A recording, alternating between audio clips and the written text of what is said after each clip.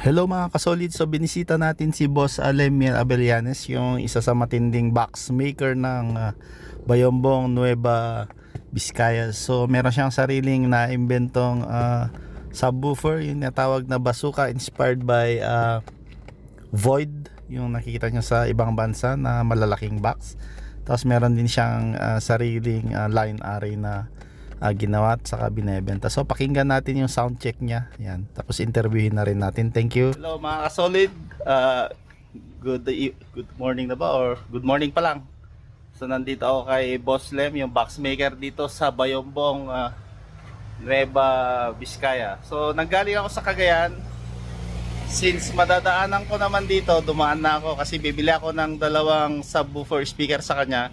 Ipapakita ko na rin yung mga gawa niyang box. Ito, i-flip ko lang yung camera. So ito yung workstation niya, napakalinis. Yan, suabe. So ito yung mga ginagawa niyang mga lalagyan ng D18. So gumagawa na naman siya ng box. So meron siyang na-inventong si Bossing. Sikat na siya. Sikat. So ito yung sarili niyang design ng subwoofer. Anong tawag dito, Bossing? Trade name na kanya may bazooka. Bazooka daw yung pangalan nito. Yan.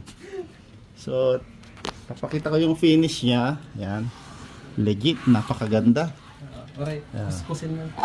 Kahit kuskusin daw yan, no? So dalawa yung handle. Yan, baka iuwi ko na to kasi hindi kasi sa sasakyan to. Maliit lang dala ko. So ito yung line array niya. Yan, may nagtag kasi sa akin, nagtatanong ako about sa Tosonra. So ito yung yari ng line array niya. Yan. Medyo mabigat kasi ang laman niya daw ay JBL. Naka-ferrite kasi. Ferrite kaya mabigat yan. So ito, medyo may kabigatan pero tignan niyo yung itsura. Oh. Legit na legit. Tapos yung finish, ang tawag dito sa finish na to, sir? Orange pin. Orange peel finish. Kompleto na siya ng rigging. Screen sa meron tinatawag na Speaker mesh. speaker mesh sa protection sa spill ng tubig. Yan. Tapos yan yung pantusok. Tapos ito yung likod niya, pin. Ayan pala, pin. Tapos dito sa likod, ayan na yung legit, ang kapal nung kanya, oh. Ang kapal nung tag to, bracket niya, anchor sa likod. Ayan, oh, tingnan nyo, mga siguro 6mm. Ayan, tapos yung ginamit niyang speaker, speakon plate, speaker plate. Siguro ako mahilig kasi ako sa JBL. Gusto ko JBL ilalagay niya dito. Speaker plate. Yeah. Pero legit. Maayos. Tapos tignan niyo naman yung kanya. Yung workstation niya napakalinis. Diyan mo makikita na maayos ang gawa. So anong gamit niyo, sir, na plywood? Mga Nebraska, platinum. Hindi kami gumagamit ng mga ordinary kasi pag binabad sa tubig, kita nyo naman mga idol, oh, yan. Tignan nyo yung ginagamit niyang plywood, ay. Zoom ko. 1, 2, 3, 4, 5, 6, 7, 8, 9. 9 na, 9 na layers. Yung Nebraska, 12 layers yun eh. Ay, oh, yung ginamit ko dati sa power amp ko. Ang bigat, yung DIY ko. Pero pangit ng Nebraska ngayon, magaan na. Magaan na. So bibilin ko yung, kasi dumaan ako dito kasi bibilin ko yung dalawang AD niya. Yan. Pang karga doon sa W box ko. Tapos yan, tatanungin ko mamaya kung magkano ito. Yan. Pang mid range natin. Tapos ano pa ba yung tapos nagkataon taga dito yung asawa ng kaibigan kong Tex Salasam dati.